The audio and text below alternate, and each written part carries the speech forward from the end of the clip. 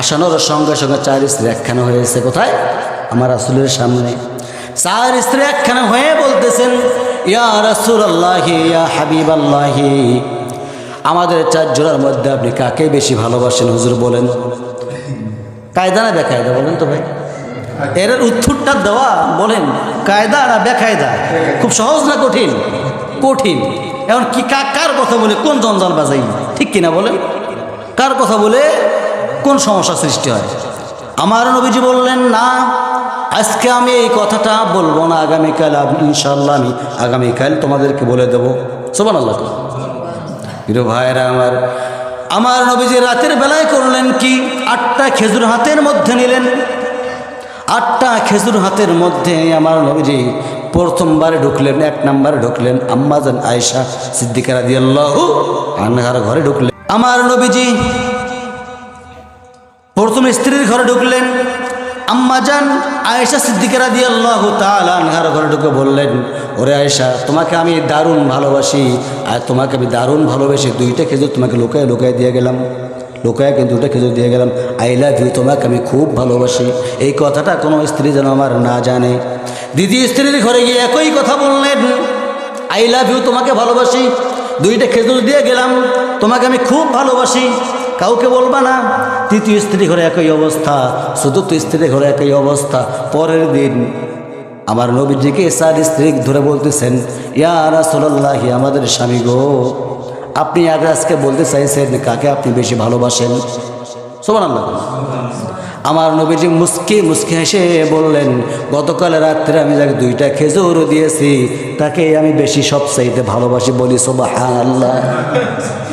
বেগুন আনছেন আপনি বাজার থেকে, কি আনছেন? ওয়াজ কি বেশি করা লাগবে বলেন? ভালো হওয়ার জন্য ওয়াজ বেশি করা লাগবে? বাড়ির দিকে আজকে এই মেসেজটা অবশ্যই অবশ্যই আপনারা দেবেন যে হুজুর আজকে আলোচনাটা করছে। সব কিছু বাদ, নামাজ যেমন ফরজ, স্বামীর ডাক দেওয়াটাও তেমনি ফরজ। ক্লিয়ার? স্বামীর ডাকে সারা যে স্ত্রী দেবে না, ফরজ নামাজ ব্যতীত।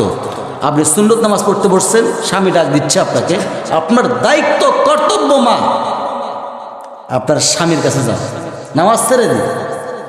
তো ফরজ নামাজ, ওয়াজিব নামাজ ব্যতীত। বুঝতে পারছেন? আজকের স্ত্রীরা করে কি? সুযোগ তো নেই, সময় তো কম। তখন এই যে কি বলছিলাম, বেগুন, বেগুন ঠিক কিনা? বেগুনের কথা বলছিলাম। এখন বেগুন কিনে নিয়ে আসতেছি, মনে করেন নিয়ে আসলাম বাড়িতে।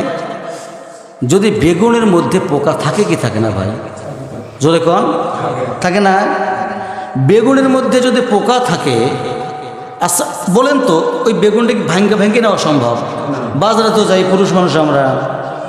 এখন এই পোকা যা আছে একটা বেগুনের মধ্যে, এই ওয়াজ আর 3 মাসে ফুরায় না।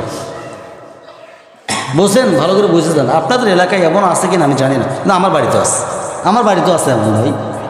সবার কাছে সহি হওয়া যায়, সবার কাছে বুজুর্গ হওয়া যায়, সবার কাছে পীর হওয়া যায়, স্ত্রীর কাছে বুজুর্গগিরি খাটে না। খাটে খাটে। আমার রাসূল কেমন ছিলেন বলেন? কেমন স্ত্রী ছিলেন?